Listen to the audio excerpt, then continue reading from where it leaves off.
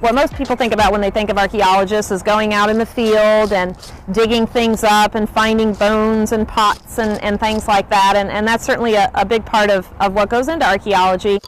But probably the bigger part and the more important part is being able to explain what those bits and pieces actually mean.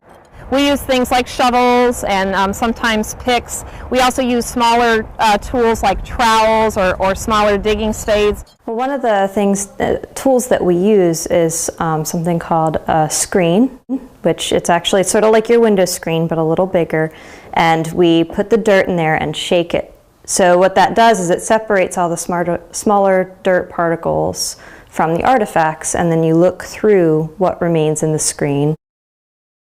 This farm was actually part of a plantation that was established in 1794 by a family of French people.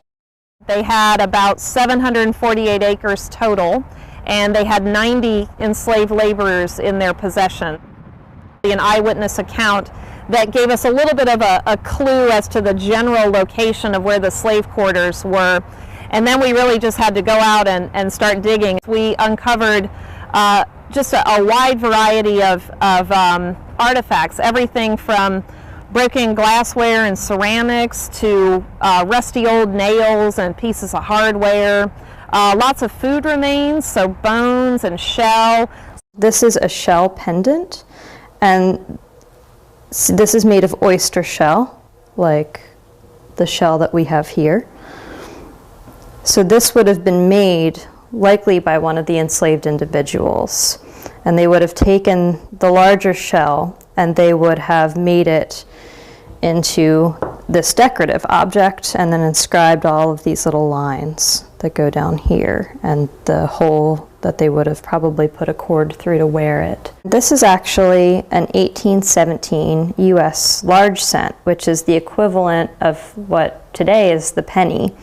And you can probably tell that it's much bigger than a penny today, and that's one of the attributes along with the date that help us figure out when this was made.